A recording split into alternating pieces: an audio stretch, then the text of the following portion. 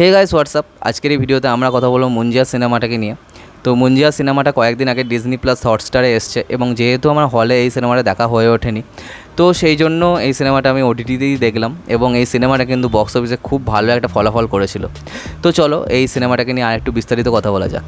তো মুঞ্জিয়া সিনেমার ডিরেক্টর হচ্ছেন আদিত্য সরপোটদার। তো মুঞ্জিয়া তার প্রথম বলিউড প্রজেক্ট, এর আগে তিনি মারাঠি সিনেমা করেছিলেন।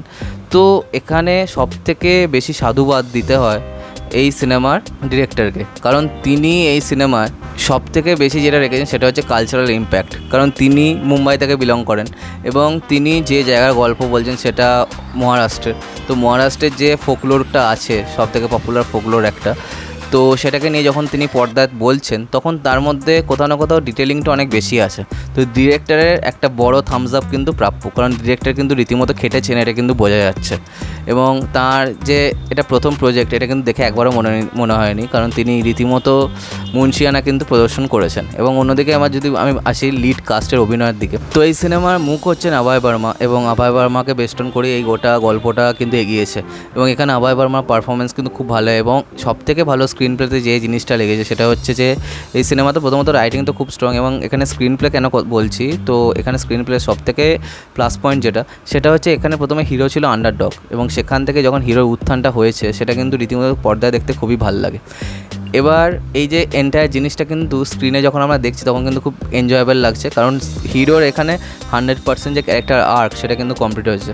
প্রথমে হিরো আমাদের আন্ডারডগ ছিল, তারপরে তার জীবনে একটা টার্ন আসে, সেখান থেকে তার যে ক্যারেক্টারিস্টিক্সের মধ্যে যে পরিবর্তনটা দেখা যায় সেটা কিন্তু খুব ভালো। এবং লাস্টে গিয়ে আমরা দেখতে পাই হিরো কিন্তু তার সমস্ত ভয়গুলোকে এমব্রেস করে নিজেকে কিন্তু একটা সুপিরিয়ার ফর্মে কিন্তু সে নিজেকে দেখতে পাচ্ছে। তো সেই যে জিনিসটা দেখে বেশ ভালো লেগেছে। এরপরে যদি আমি প্লাস পয়েন্ট কিছু বলি তাহলে হচ্ছে শাহরুবারিকে এখানে অভিনয়ের দিক থেকে বেশ ভালো লেগেছে। তার যে গ্ল্যামারাস ছিল তা সেটা দেখে ভালো লাগছে এবং তাকে গ্ল্যামার প্লাস কোশ্চেন হিসেবেই ঠিক দিয়েছে। এবং সবথেকে ভালো তার পারফরমেন্স একটা জায়গাতে হয়েছে যখন তার ওপর আত্মাটা ভর করে এবং সেখানে তার যে ফিজিক্যাল যে পারফরমেন্স সেটা কিন্তু বেশ ভালো ফুটে এসেছিলো। তো এছাড়া আমার মনে হয়েছে যে অভয় বার্মা একটুখানি এগিয়ে থাকবে যদি কম্পেয়ার করা যায়। এছাড়াও সাপোর্টিং কাস্টে মোনা সিং এবং এখানে যে অভয় বার্মার ক্যারেক্টারের নাম বিট্টু, তো বিট্টুর যে ঠাকুমা হয়েছিল, তো তাদের দুজনের কাজও বেশ ভালো হয়েছে। এবং বিশেষ করে এই যে বিট্টুর যে কাকা চরিত্রে যিনি অভিনয় করেছেন তার কাজ আমার কিন্তু বেশ ভালো লেগেছে। এবার যদি বলি যে এই সিনেমার মিউজিকের কথা, তো মিউজিক এই সিনেমার বেশ ভালো এবং বিজিএম কিন্তু হরর পোর্শনে কিন্তু খুব বেশিভাবে এলিভেট করে দিচ্ছিল। এরপর যদি আমি বলি যে সবথেকে প্লাস পয়েন্ট যেটা এই সিনেমার রাইটিংয়ের মধ্যে সেটা হচ্ছে এর কমেডি খুব ভালো। কখনো কখনো কমেডিটা স্ল্যাপস্টিক হচ্ছে, কখনো কখনো কমেডিটা সিচুয়েশনাল হচ্ছে, তো সেইটা কিন্তু অডিয়েন্সে কিন্তু আলাদা একটা হুক প্রোভাইড করবে। তো সেই যে জিনিসটা এখানে কিন্তু ডিরেক্টর খুব ভালোভাবে করতে পেরেছেন এবং সেটা দেখে কিন্তু বেশ এনজয় করার মতো। তো এটা একটা সবাই মিলে বসে দেখার মতো একটা সিনেমা এবং হাসি বেশ পাবে, ঠিক আছে। এবার কিছু ক্ষেত্রে একটুখানি ভালগার জোকস ব্যবহার করা হয়েছে বলে, তবে সেটা হরর কমেডি ইউনিভার্সে কিন্তু সবসময় থেকে থাকে, এটা আমরা সবসময় দেখে এসেছি। এরপরে আমার যেটা সবথেকে একটুখানি হলো নেগেটিভ পয়েন্ট মনে হচ্ছে, এখানে যখন ক্রিয়েচারটাকে দেখানো হয়েছে তখন কিন্তু এটা যে পুরো ভিএফএক্স মেড এটা কিন্তু বোঝা যাচ্ছিলো। আমি জানি এই ক্রিয়েচারগুলো ভিএফএক্স দ্বারাই করতে হয়, তবে যাই হোক এখানে ভিএফএক্সটা কিন্তু অতখানি ভালো হয়নি। যেভাবে স্ত্রী 2 বা ভেরিয়াতে যেরকম ভিএফএক্স আমরা দেখে এসেছি সেরকম কিন্তু এই সিনেমার ক্ষেত্রে হয়নি।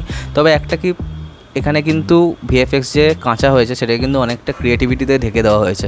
তো যখনই বাজেট কম পায় ডিরেক্টররা কী করে, তো তখনই খুবই ভালোভাবে নৈপুণ্যের সাথে কিন্তু সেটাকে ঢাকার চেষ্টা করে।